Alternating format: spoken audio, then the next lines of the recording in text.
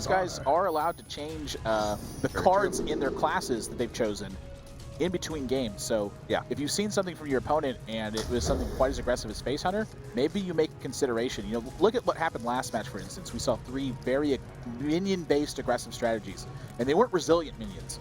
They were just guys that worked well with each other. And so maybe Boston takes that into account and they go, hey, Tempo Mage looks pretty good against that. We have a lot of early game disruption. We have some minions that can go toe-to-toe with them. I think this could fight. Yeah. And this is a great opening hand for Boston. Yeah.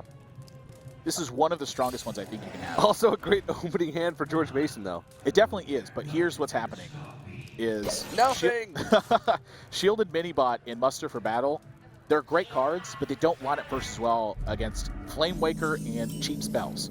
The single point of damage missiles that it's firing, it fires that 2 damage independently of each one. And so it can pick off a lot of 1-mana minions. So to see exactly where they go with this, really going to tell us a lot about how they want to approach this game. Yeah. Sunbrew was showing off his Hearthstone glass. Actually didn't see which card that was, but I love those collectible glasses. Yeah, I have all 4 of them. Yeah, same. Same. Sometimes. Yeah, me too. Thanks. Unstable Portal. Definitely some important cards you could get here.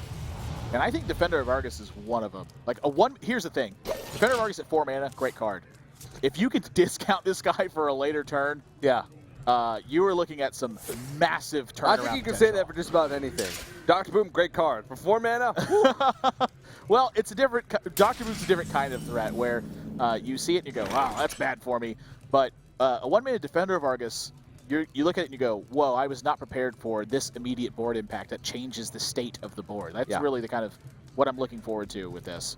I showed you earlier, I got a Archmage Tinnitus from an Unstable Portal. You did, and you had an Archmage in your hand. I had 2 Archmages, yeah, and I lost that game. Only what TJ. The heck? Never lucky. Yeah.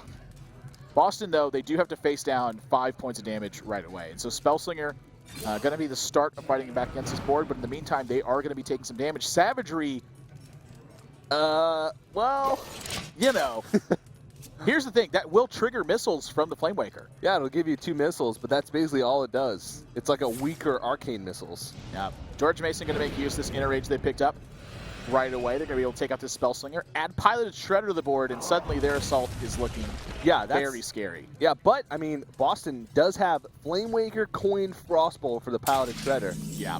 Which could be a full board clear if something small comes out of the Pilot Shredder and both missiles hit it. Yeah.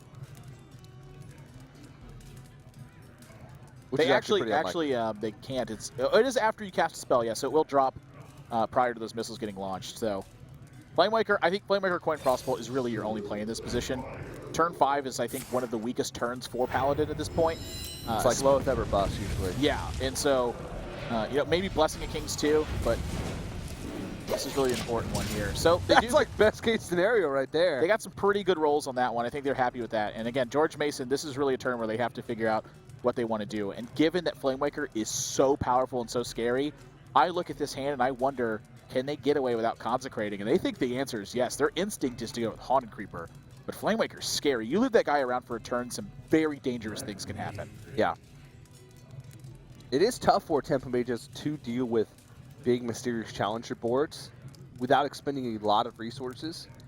So having back-to-back Mysterious Challengers could end up just snowballing the game in George Mason's favor. And if you've played ladder in the past month or however long it's been since TGT was released, you know exactly. You can feel like you're either ahead or even with the Secret Paladin going into turn 6, and you just can't find a way to deal with the Mysterious Challenger, and you just lose the game because of it. So they attack first, so the Consecrate is still open. They're really deliberating between Muster for Battle and Haunted Creeper or this Consecration.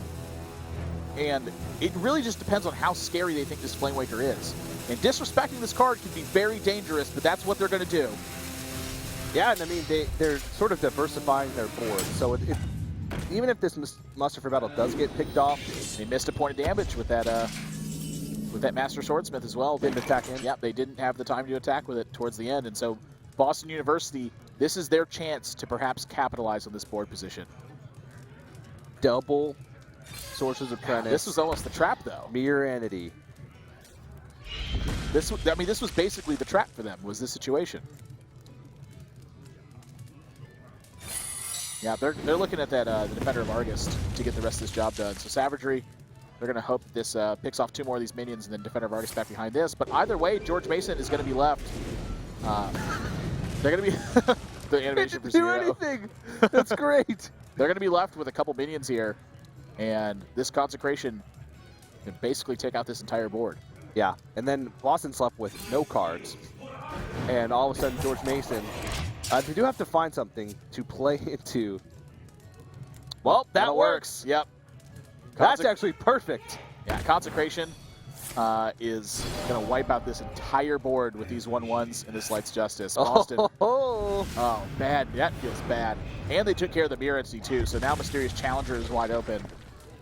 They are suddenly on the back foot. This Spellslinger is going to have to go very well for them. That was a little bit of an error. They attacked in the 4-attack creature instead of the 3-attack creature. They took 1 extra damage. We'll see if that matters. Few minor sequences here, but either way, they take a significant lead. I would venture to say the damage isn't going to be the relevant part of this game. It's going to be how their game plans are matching up, and they both get a dead card here though.